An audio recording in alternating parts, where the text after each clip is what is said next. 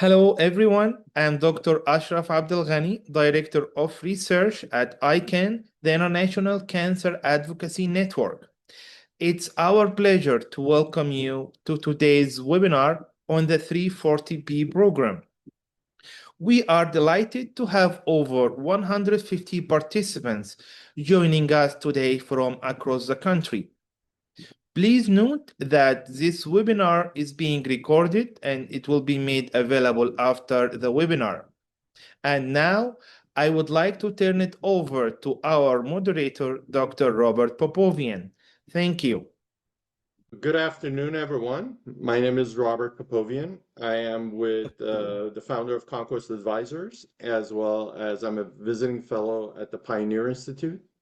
The Pioneer Institute is a think tank based in Boston, Massachusetts. I'm also the Chief Science Policy Officer at the Global Healthy Living Foundation. I welcome everyone to this webinar discussing the 340B program with multiple perspectives that we have as panelists. We have a great panel participants that are going to be able to share their views about the 340B program and where we go from here. Just to give you some perspective from ours, the Pioneer Institute has been studying the 340B policy issue from both the federal and state level for the last 3 to 4 years, even longer. And we have a tool that is available on our website at thepioneerinstitute.org. And it's 340B abuse. All of the data within our website is from HRSA, the organization within HHS that manages the 340B program, or from the RAND Institute regarding charity care. Everybody's welcome to go to the website. There's a lot of information in there. We're just going to update, actually, I just sent a note that we're going to update the one-pagers for each state. We have it up, but they're older data. We have just updated them. So you're more than welcome to go in there. Just a few comments about the 340B program before we get to our panelists. 340B program is a great program. It's something that I have benefited myself as a practitioner when I was in residency in Los Angeles County, USC in the mid-90s. It was a hospital that 90 to 95% of patients walking in through the doors were uninsured, and the 340B program was a godsend for us to keep our doors open. Unfortunately, since then, the program has gone off the rails somewhat. It's grown significantly. It's the second largest drug program in the US. It's going to be the largest, probably bypass Medicare relatively soon here. Not only that, the growth has been despite we in the United States having fewer uninsured patients. You know, there's been significant Medicaid expansion through ACA. And at the same time, with the ACA, there's been a significant expansion of covered entities and contract pharmacies. And those are the things that we're going to be talking about. The other thing that is very obvious is that since the inception of ACA, there's been a precipitous drop in charity care, especially among 340B hospitals. And if you go to our website on Pioneer, you will learn more about that. So without further ado, I'm going to turn it over to our panelists. We have a great panel set up for you to learn more about this program.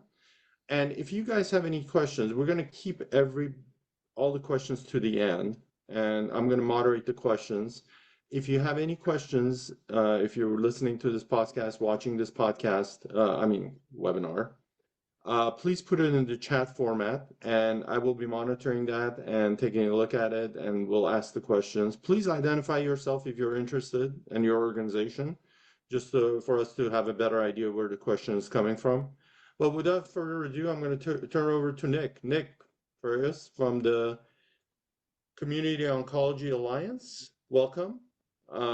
Nick and I have been on panels multiple times, so we've heard each other talk quite a bit, but he's going to kick it off for us. And Nick, I'm going to turn it over to you. I know you don't have any slides, but you have a lot to say about this program. Your organization has been involved significantly on this topic. So. Yeah, thanks, Robert, and thanks for having us. And just to level set, so who is COA? The Community Oncology Alliance, we represent independent cancer practices such as Kathy's at Pontchartrain. These are non-hospital based, usually physician-owned cancer centers across the country.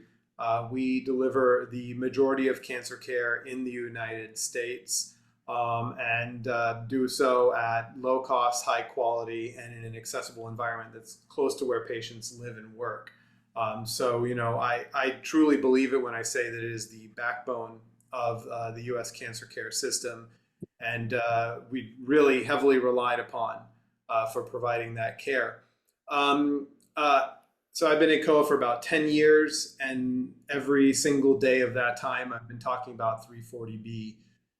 And 340B is, as Robert said, a very critical program. I want to level set there and say, none of what we advocate for is getting rid of the program or removing it from what it should be doing, which is helping patients who are un or underinsured access critical care that they need, including cancer care.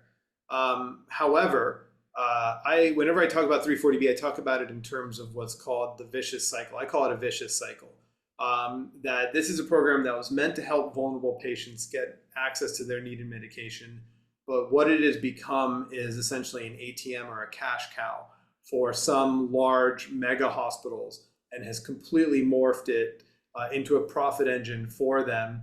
And now, in the last few years, they're PBM partners. You may hear about pharmacy benefit managers or PBMs. That has become a really big part of the 340B story as well.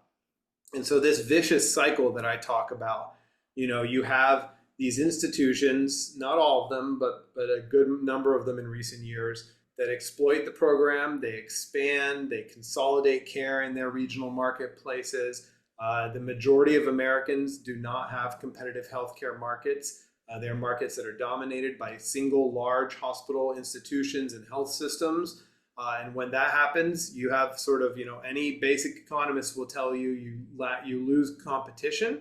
And then when that happens, they become a market taker. They can ask for whatever prices they want. So these hospitals take the 340B program and all the dollars that it brings to them. That gives them a competitive leg up in the healthcare marketplace. They use that to expand and consolidate and vertically integrate in their marketplaces. They gain more and more control.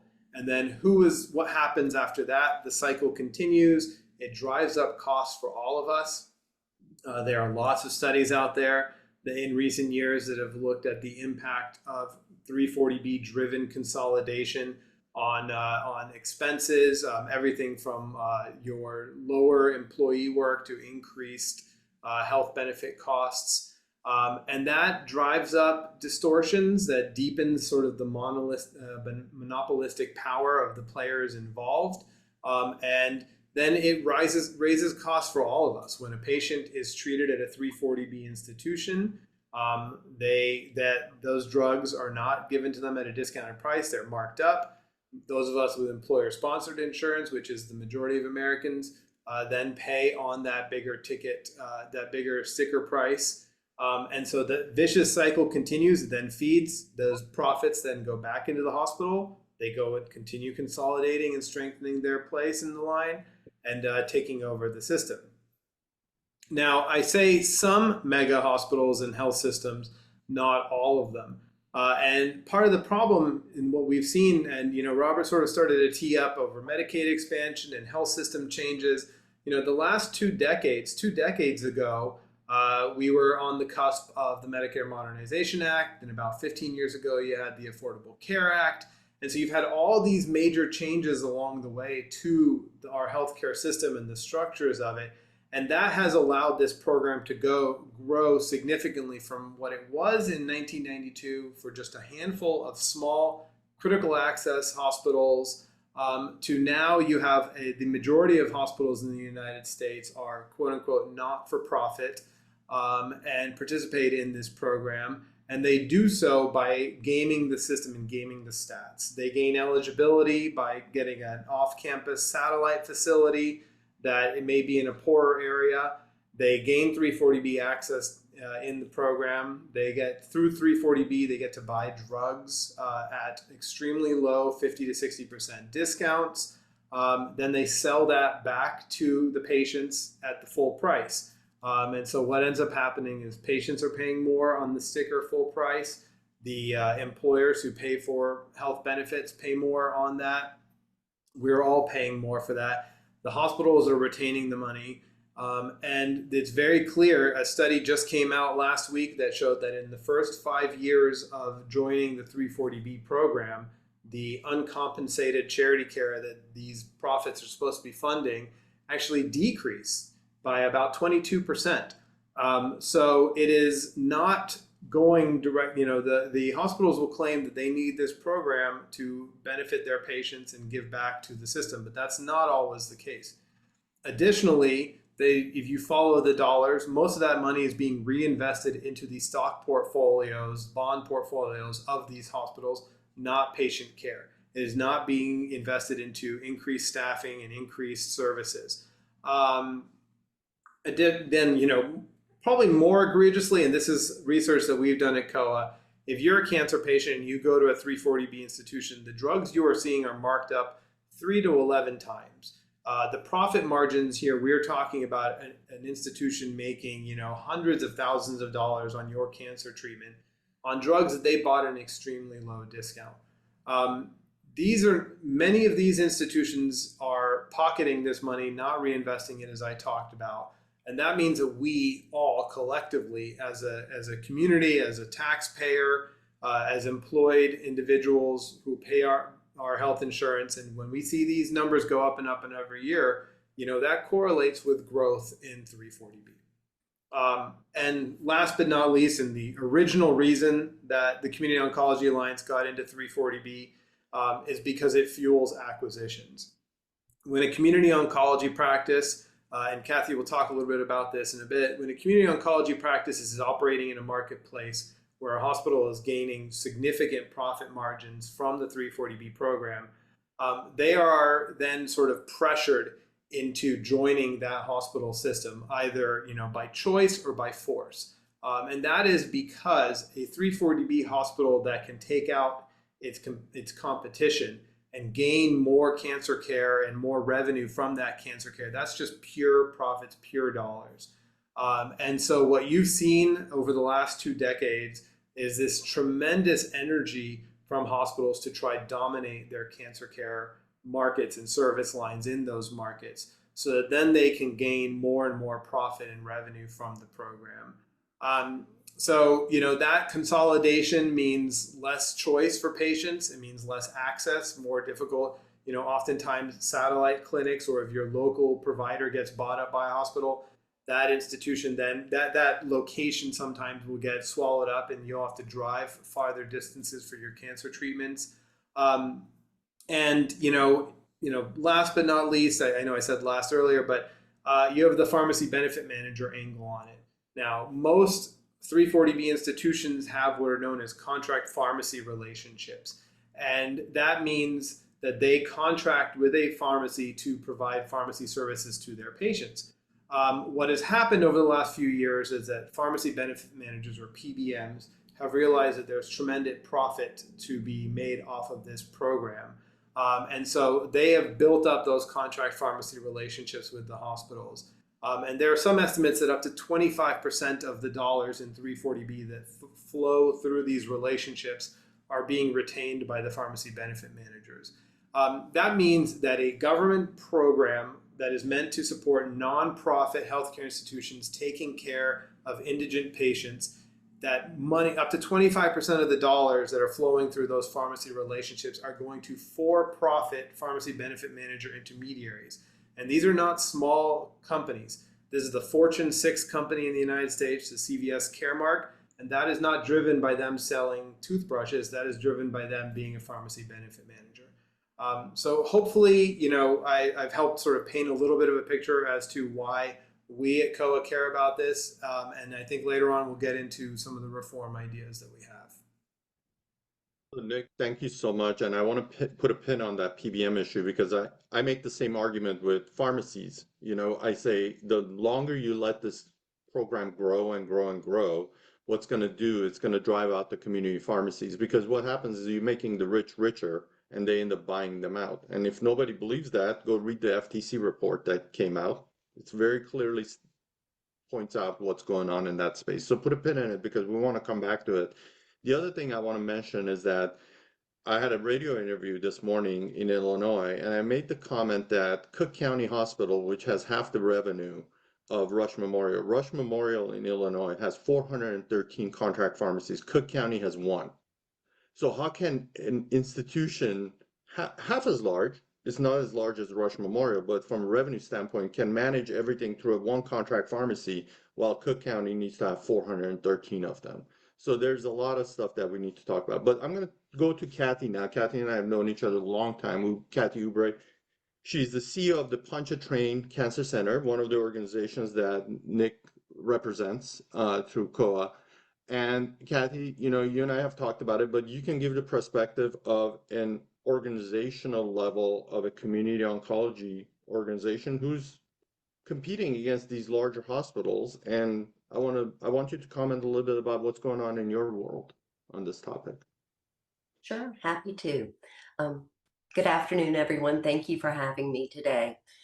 So, as Robert and Nick said in the beginning, just to level set, the 340B program is a very good program in its original intent, and no one is, advocating for the total dismantle of the program.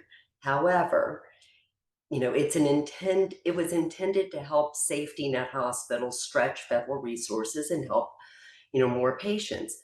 But what has inadvertently happened is it's contributed to the closure of community oncology practices all across the nation, including in Louisiana, which results in just a severe competitive imbalance in our ecosystem. And as Nick alluded to earlier, this is caused primarily because the program enables hospitals to purchase these medications at significant discounts, and that creates a financial disadvantage a financial advantage because they can compete much more aggressively with organizations such as Pontchartrain, and we simply don't have access to those same discounts. So this disparity in pricing can lead to community practices struggling to compete, potentially resulting in closures of the organization or acquisitions by hospitals. And to put a finer point to it, in Louisiana, when Pontchartrain was founded back in 2005, there were over 30 community oncology practices within the state. And as of, this year, there are less than 5 of us. And in the 3 markets that we have practices in, we are the sole community oncology practice within all 3 of those markets. And to put a finer point to it, everyone, in our most rural market, that community hospital is not a 340B facility, nor does it have an infusion center. So if something were to happen to Pontchartrain, it is a 45-minute drive in every direction to the next, community oncology center, actually, which would be us in a different market, or a 340B entity. And as I mentioned, that's our most rural area. So those patients will immediately have access issues. And that's something that we think about a lot when we were opening that location and as we continue to provide patient care to it. So we were talking about, 340B and the impact in the competitive landscape to the practice, but what does it mean to the patient? So as a result of these acquisitions and practice closures, you do have more patients that will then consequently be funneled into those hospital outpatient departments where treatments are substantially higher. There are multiple studies over the years that have shown that patients pay more in out-of-pocket costs for the same chemo, when they're treated at a hospital outpatient setting versus a community oncology setting. And to put a little bit of a finer point to it, there was a study that Milliman did back in 23 that showed that cost sharing for these infused drugs is on average 34 to 54% higher in hospital settings than in community oncology. This, by trickle down economics, will increase financial toxicity for patients and even disrupt or delay care if the patient simply cannot pay for that. And I do want to call out, the 340B program also can impact a state's budget. So most of us are aware of, the 2024 North Carolina Treasurer's Report that came out last year. And it specifically looked at the impact of 340B on the state health plan. And what, the treasurer concluded was that 340B hospitals in North Carolina marked up their drugs on average of about 5 to 6 times more than what they were purchasing it for. And that correlated to about an 84% increase over what the non-340B hospitals were charging. So that means that some 340B hospitals in the state of North Carolina were charging over 12 times the cost. So, for example, one Keytruda treatment could yield a profit of over $13,000 for that hospital setting. And getting back to the patient, because it really is all about the patient. Similar to the New York Times story about Bon Secours in Richmond, that North Carolina Treasurer's Report also found that these 340B hospitals and their contract pharmacies tended to expand into the wealthier zip codes, the more well-insured areas, as they were, minimizing care or extracting care from lower income communities, which we have seen in Louisiana as well, all in an effort to maximize profits in the 340B program. And, these are not isolated stories or events. If you talk to most community oncology organizations or the residents in that area, most communities do have their own, Bon Secours story. Do you want me to go into the state action yet, Robert, or do you want to? Well, the Bon Secours is a great example because I just put it on LinkedIn a couple of days ago that one of the satellite hospitals used the revenue from 340B to buy naming rights at a local baseball field, which is not charity care. So we have a question actually in the chat we'll get to about charity care and the requirements. So yeah, talk about Bon Secours. That's a perfect example of an organization that's being investigated currently by the feds about the way that they've done it. And it came out about a few years ago in a New York Times article. So go ahead, Kat. Well, I mean, the New York Times, everyone read that Bon Secours story, and, our hearts just broke for Richmond. But it is not isolated. We see that here in Louisiana. We see that here in my own communities. I was mentioning to another group recently that even in my largest market, at the time, 10 years ago, there were 3 community oncology organizations. And over that time, that's changed to just us. And those other 2 practices have since moved to the hospital, and they served the lower socioeconomic residents of this particular parish that we sit in, which is a county to you guys. And so now the driving distance for those people, and by the way, those pharmacies have since kind of moved out of those markets as well. It's at least a 20-minute drive. And in, St. Tammany Parish, there is no public transportation system.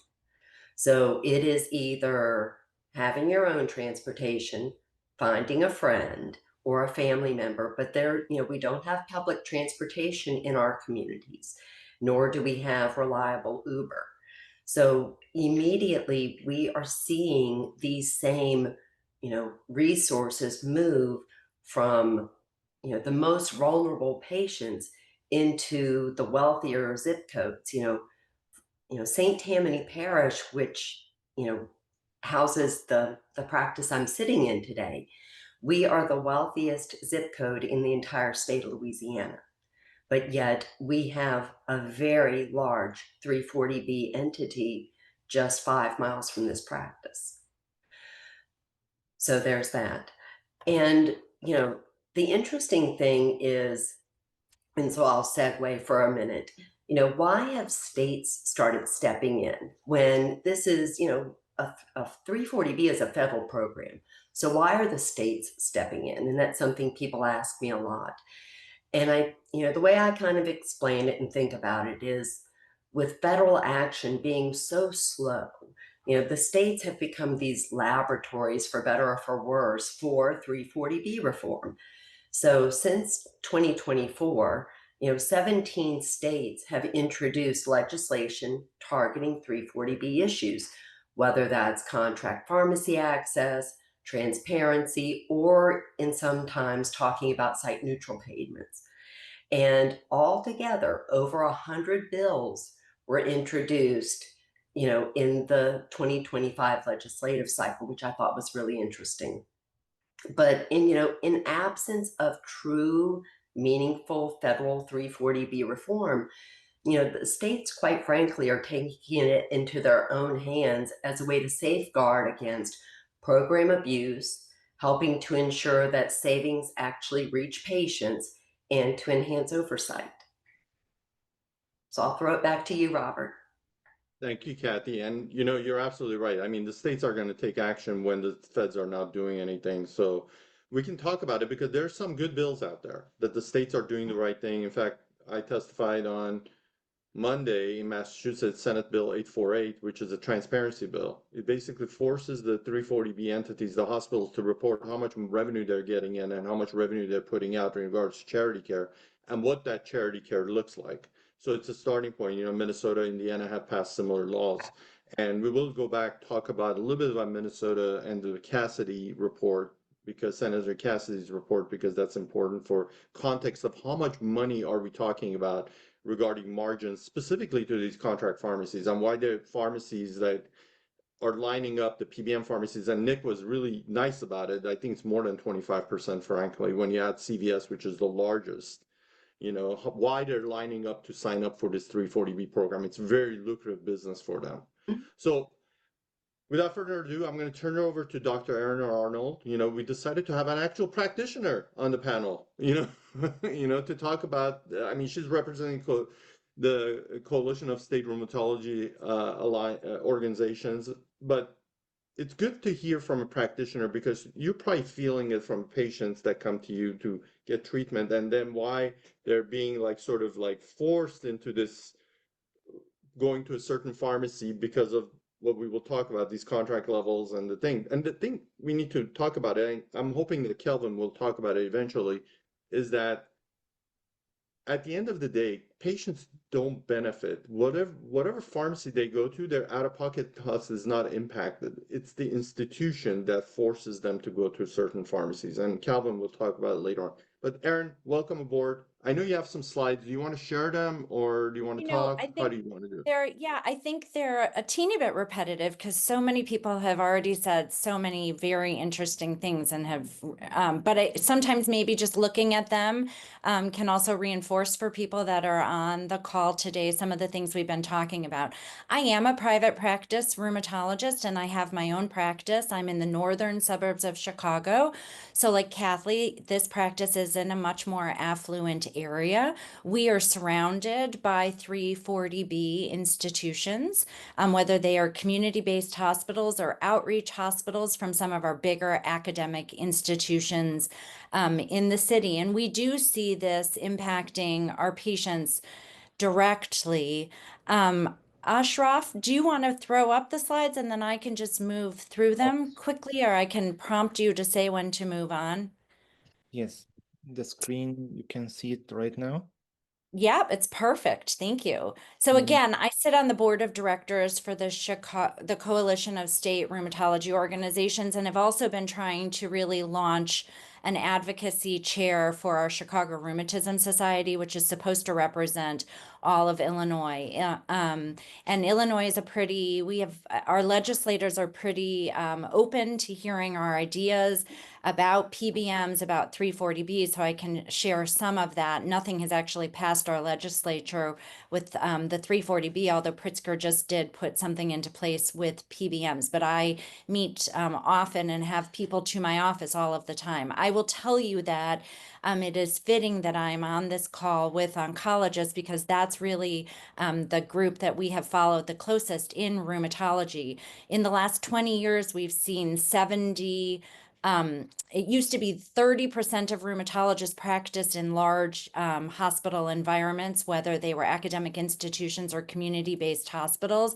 And now that number is 70%. And like people have alluded to, the most concerning thing about that movement is that we know that care is more expensive when it's in a large facility, a hospital-based facility, and we also know that it's less efficient. And we're seeing that increasingly as we see even more of our rheumatologists retire. So we have a huge workforce shortage as well. Just to reemphasize, and I think people are quoting numbers from 5 to 11% higher, our concerns are that like everyone has said, this drives consolidation. I think the number is as high as 80% of the I had something written down here, in fact, that the 340B hospitals are responsible for approximately 80% of hospital acquisitions. And we're seeing that just across the board in rheumatology, that they are able to charge, again, 6 to 11 times kind of more than we are. We actually have patients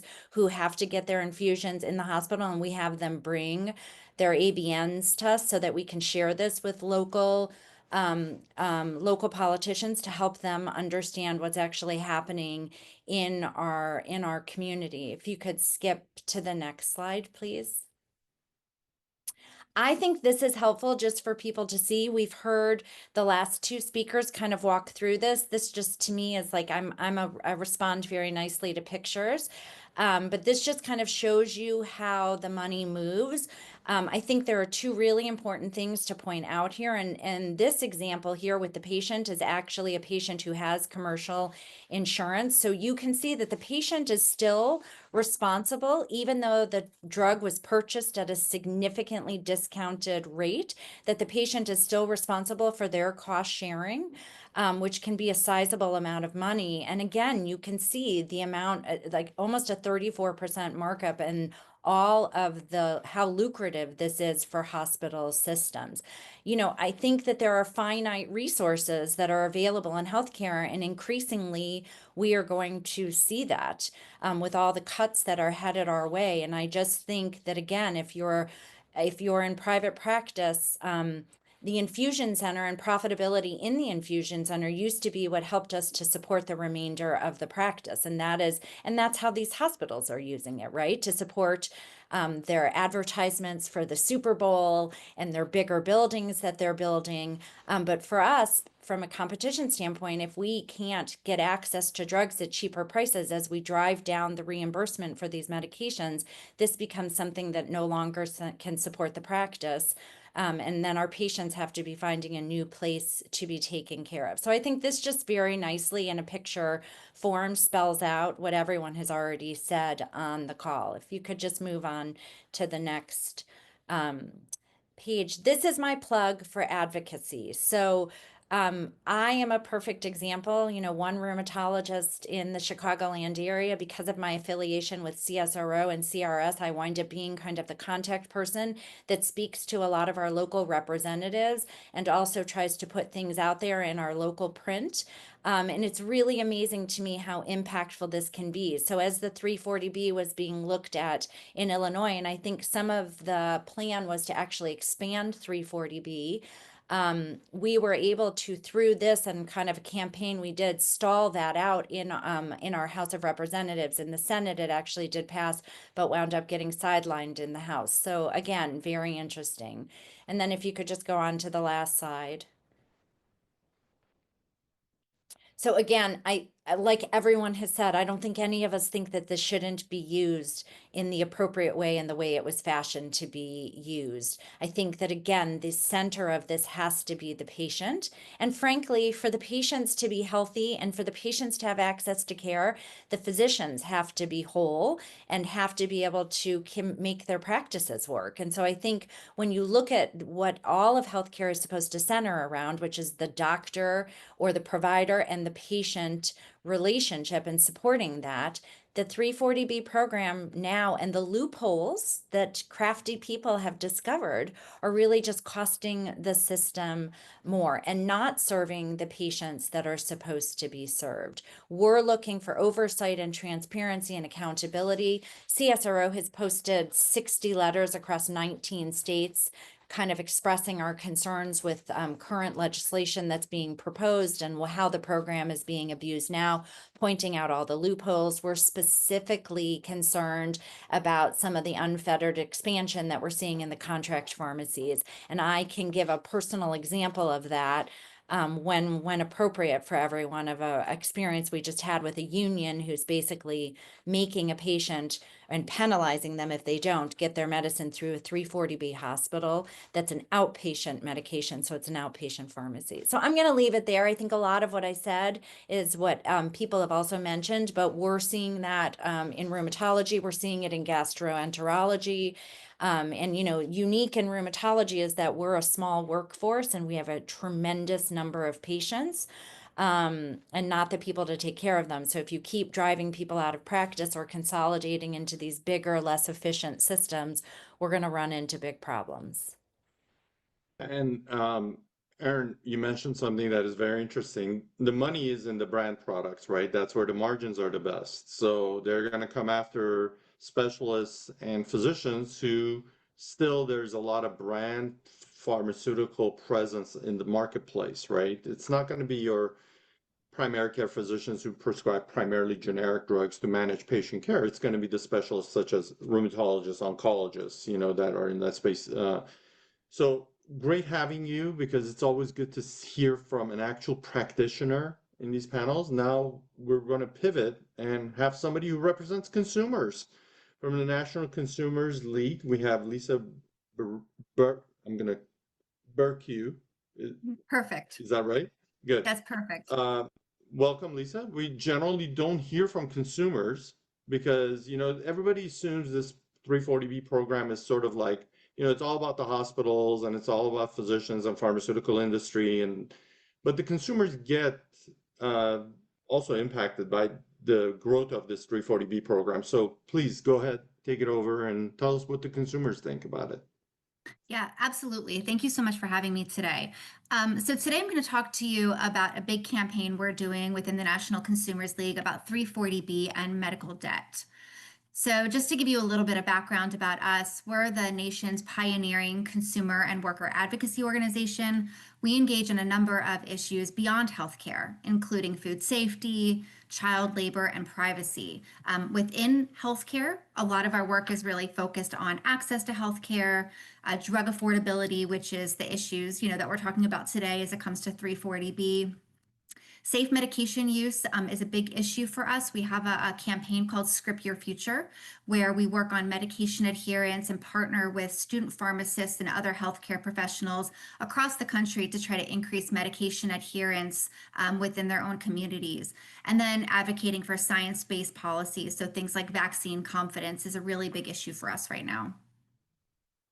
So just turning to 340B specifically, this is reiterating many of the points that you've already heard today, which we're very much aligned with, which is really that we support the original intent of 340B, but that the savings just aren't being passed on to patients, and that hospitals, these pharmacies, and PBMs are pocketing those drug discounts and not passing it on to patients. And so we think reforms are needed. I think it sounds like we'll talk a little bit more about reforms later, but we want to make sure that 340B actually benefits those low income and uninsured patients that it was intended to benefit, that we're prohibiting aggressive debt collection practices, and I'll talk about that a little bit more in coming slides, and that there's really more transparency across the board.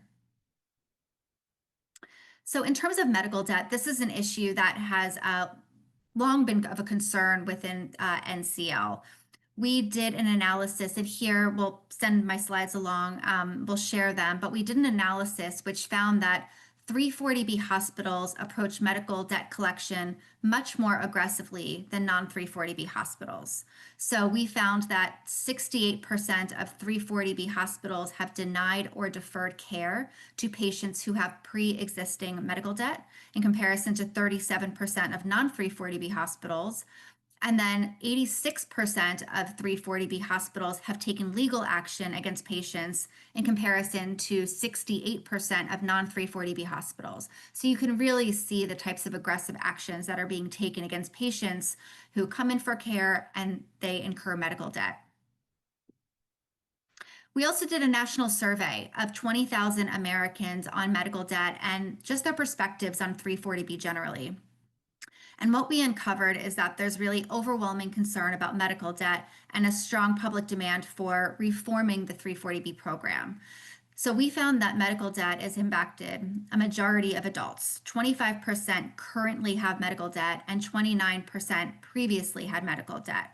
And so as such, there's just really strong support for policies to tackle medical debt. So some of the policies we floated that have strong support include requiring providers to offer payment plans, and as I mentioned earlier, prohibiting the denial of care due to pre-existing medical debt. We also found that familiarity with 340B is really low. Under 10% of people that we surveyed were actually familiar with the program. But once we presented just a neutral definition of 340B, they really liked the idea of it. But once we also mentioned some of the critiques of the program, they did not like those abuses, and they were really concerned about those. And so ultimately, we found that 79% thought that 340B should be, reforming of the program should be a top priority for lawmakers.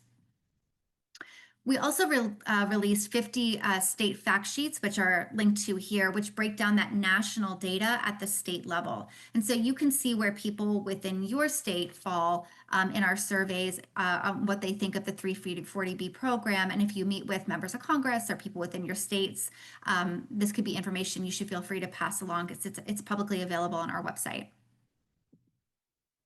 In terms of federal advocacy, we're urging Congress to advance reforms to bring more transparency, accountability, and oversight to the program.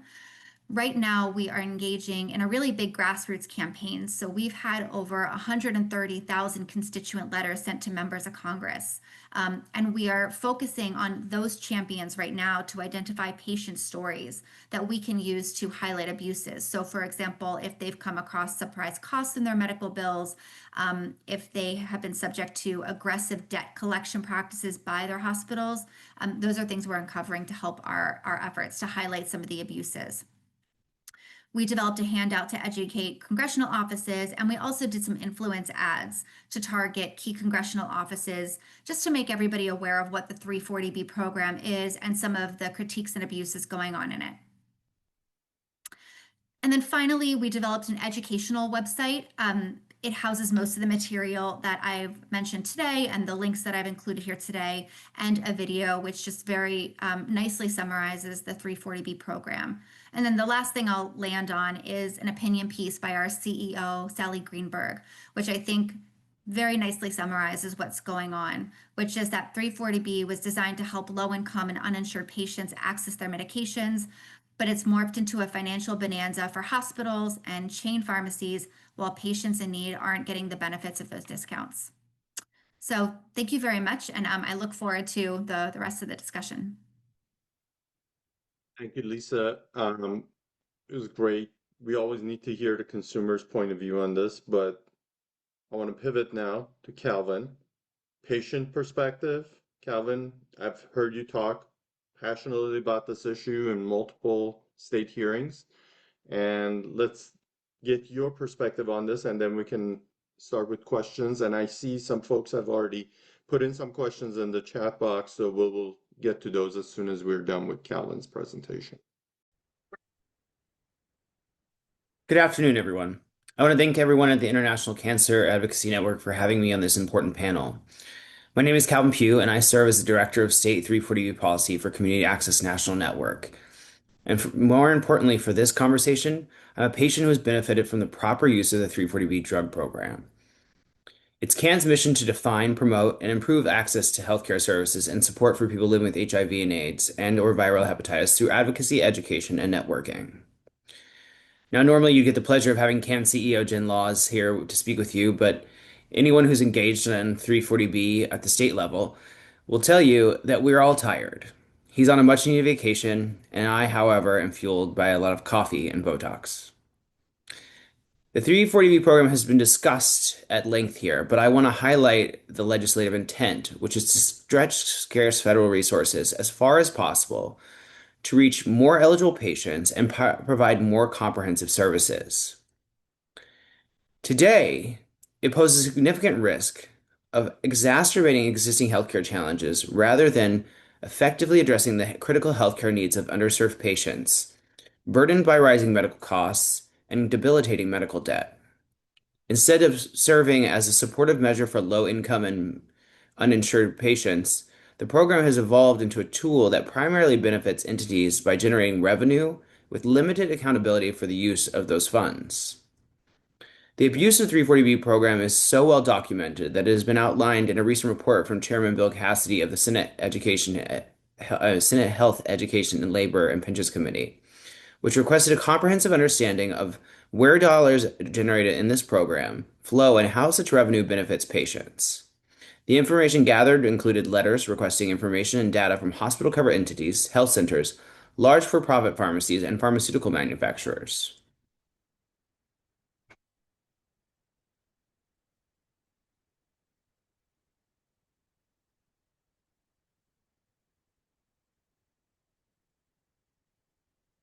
Throughout the last 7 months, we have seen 33 state houses put forth and in some cases enact legislation that has created a patchwork of state-level laws at odds with the original intent of the 340B program,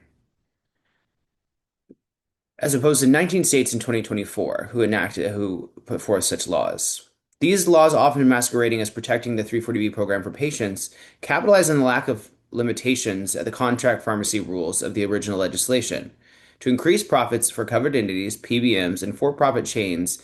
The truth is that these legislative efforts truly only protect the profiteering hands of the 340B cookie jar.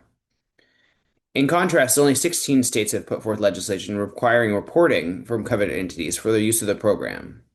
Many of these states have been unsuccessful in enacting these transparency and accountability measures, often facing opposition by hospital associations and misled provider associations, often placed before lawmakers who stand the most to lose if transparency were to be required. What I always ask is why transparency and accountability have become such dirty words when it comes to 340B. Abuse is rampant and well documented. It seems that every other day there's a new news story regarding how this program, intended to allow the underserved access, is being commandeered by greedy CEOs and for-profit entities. The Ryan White Drug AIDS Assistance Program serves as an exemplary model in the 340B space and is the only named grantee. They are obligated to provide comprehensive coverage to an entire state through their contracts. Additionally, they are mandated to maintain transparency and accountability by conducting extensive reporting on every dollar spent. One of the common claims made to legislators is that providers, pharmacists, and payers are unaware of the value of a 340B discount, keeping them from applying these savings to patients' out-of-pocket costs. However, this claim is false. Many 340B entities employ third-party administrators, or TPAs. These TPAs are often vertically integrated with pharmacy benefit managers and contract pharmacies, allowing providers to know the exact or approximate value of 340B revenue of a specific medication will generate while seeing the patient before the patient even reaches the pharmacy counter. Reiterating what Kathy said, the HRSA report from the top 10 340B medications from 2023, Keytruda emerges at the top of the list, suggesting that hospitals may be profiting more from Keytruda than the manufacturer without any tangible benefits being shared with patients. Despite the publicly available data on bad actors in the 340B program, these entities are not held accountable for their misuse of millions of dollars in program revenues. Overall, the agreements between contract pharmacies, TPAs, and covered entities reflect a proliferation of fees across various services and settings, with multiple for-profit entities receiving substantial financial benefit. The incentives are aligned to exert more payment pressure on covered entities, thereby diverting resources from the 340B's intended purpose of allowing covered entities to stretch scarce federal resources as far as possible. These examples only underscore a significant issue with 340B and emphasizes the urgent need for comprehensive reform.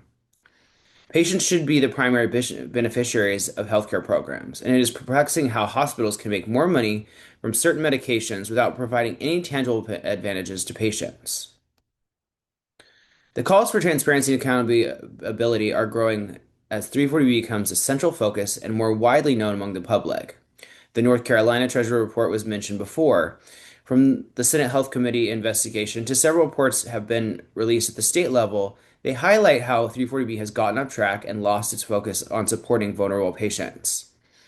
In Bon Secours, Mercy Health's response to Senator Bill Cassidy's request for information, asking how 340B revenues were used, their response is, "We don't segregate revenue. Revenue is revenue." Based on written responses from BSMH and Cleveland Clinic, each generated hundreds of millions of dollars in 340B savings and revenue from the 340B program from 2018 to 2023.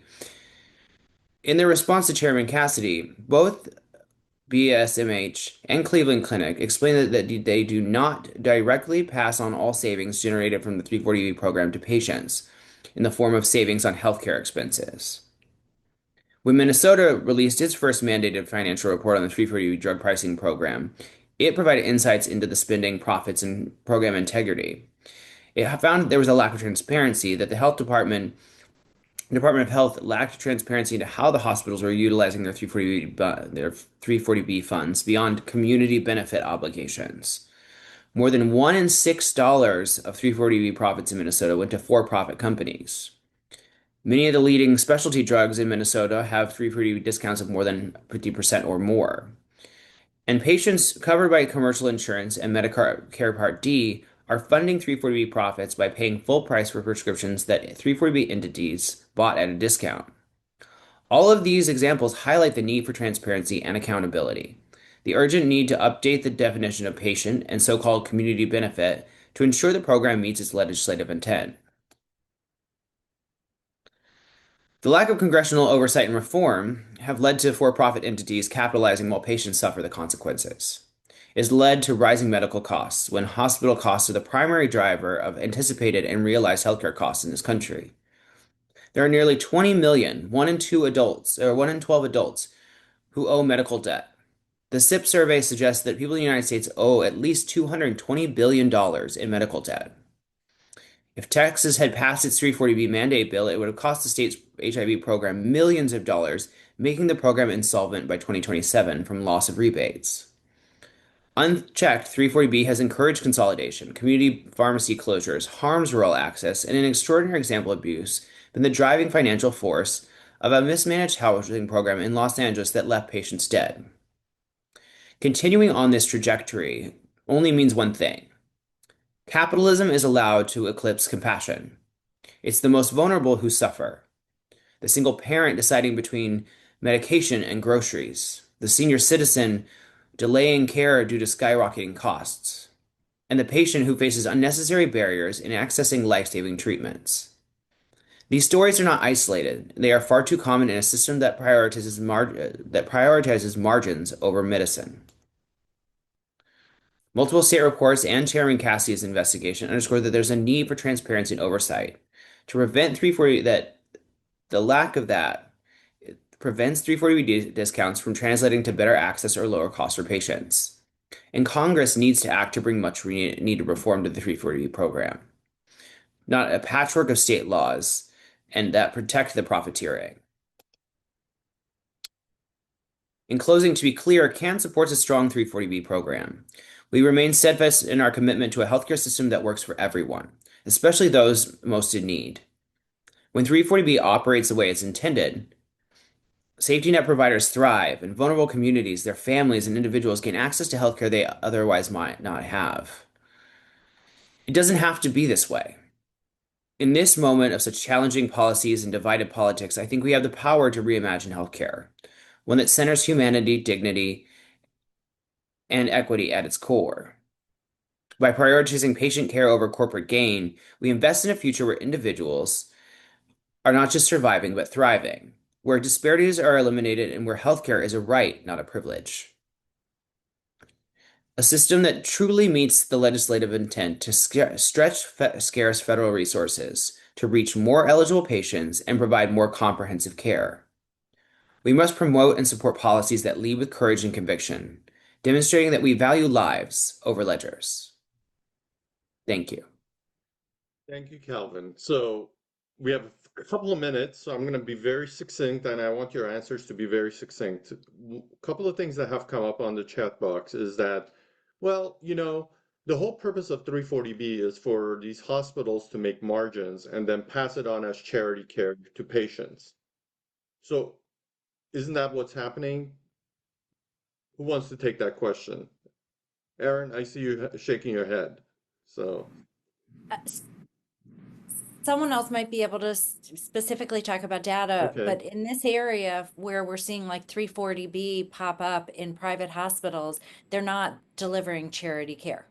Their numbers of charitable patients that they're working with are diminished. And I think that that data is all over the place. So I don't think that was ever the intent of 340B to help hospitals be able to deliver charitable care, other than to the individuals receiving the drugs. It's not there to pad their coffers so that they can tolerate free, people coming into their emergency rooms. There's other funding sources for that, right? And so, no, I don't think, I think it's an abuse. I think that there's a loophole that people have discovered, right? And are taking advantage of it. And eventually, the money is not endless. And we're starting to see that. Thank you. So the next one, I want Nick to comment on this because and Calvin brought it up. There is no good definition of who is, right?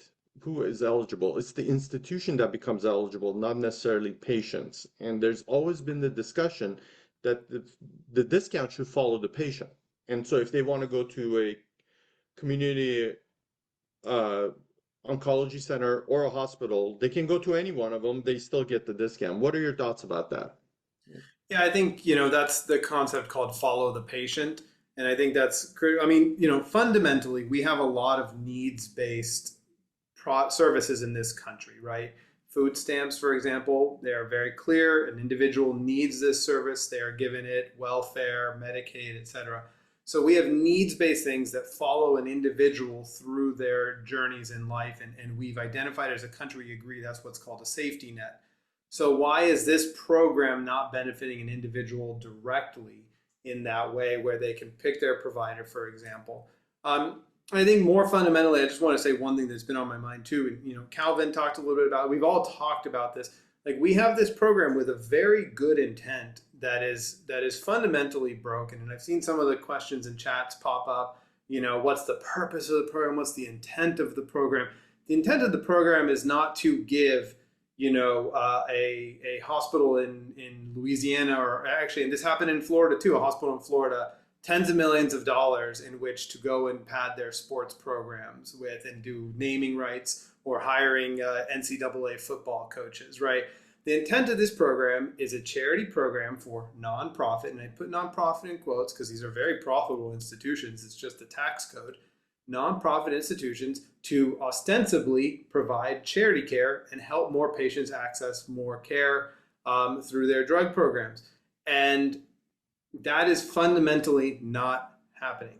And so regardless of, follow the patient, all these definitions, like, I think we all get lost in all these like sort of side stories, which is very important. We need to focus.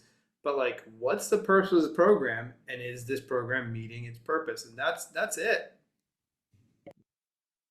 Lisa, I'll ask you a question. Consumers, besides the medical death issue that you talked about, how are they overpaying? One of the questions I get from reporters is, who cares, right? Consumers are not paying for this. This is coming out of the pocket of pharma companies and so on and so forth. Why would they care, or why would commercial payers care? Because this is not about commercial market, but why should consumers care about this beyond just the medical death issue that you've talked about? Yeah, well, it's also resulting in higher copays, higher deductibles, higher premiums, which is something that we all care about as well. So I would argue that it absolutely impacts consumers beyond medical debt. Lisa. And I'm going to finish up with a question for Kathy and maybe even Aaron. If we are going down this road, and you guys both have talked about it, especially Kathy, you talked about, you know, business practices going out of business. Are we going to be left with everybody being employed by either a hospital or by an insurance company? I mean, 10% of registered physicians right now in the United States are employed by United Healthcare. They get an Optum Rx paycheck. So are we down the road that there will not be any independent physician practices? Not if Aaron and I have anything to say. That's right. We'll try to stand in the way, but I think that's the biggest concern. And I think the people who should be the most concerned about that are patients, right? I mean, there's just endless examples and stories and data talking about lack of efficiency, lack of efficacy for treatments, and those people getting sicker, right? So, yeah. This is supposed to be the decade of the private practitioner, and I think you do see some energy where people are leaving those bigger systems, but we'll see. Yeah, it's unfortunate, but I mean, what Calvin has said about the access issue with patients and everything else, but the incentives are in place for big to get bigger. When you're making, Calvin mentioned this, I believe some of you other ones mentioned that the margins for these contract pharmacies, why contract pharmacies are expanding, is 13 to 16%. Dispensing fee for a Medicaid drug in most states is $10 to dispense a medicine. If you're making 16% margin on a $1,000 drug, you're always going to adhere to going towards a 340B drug fill. And if they get bigger, that means they get buy out the independent pharmacies. But as they get bigger, these insurance companies get bigger, and the hospital, and they are going to start buying out practices and everything else. So this is why the system needs to be reformed. I want to thank everybody, all the panelists who were on. I hope you had a good way of basically giving your point of view. I want to thank the ICAN for putting this event together. And if you have any further questions, please visit the websites that were in the chat box, including the Pioneer Institute, that we have all of this data available for the state level 340B program. So thank you so much, and we'll see you guys all next time.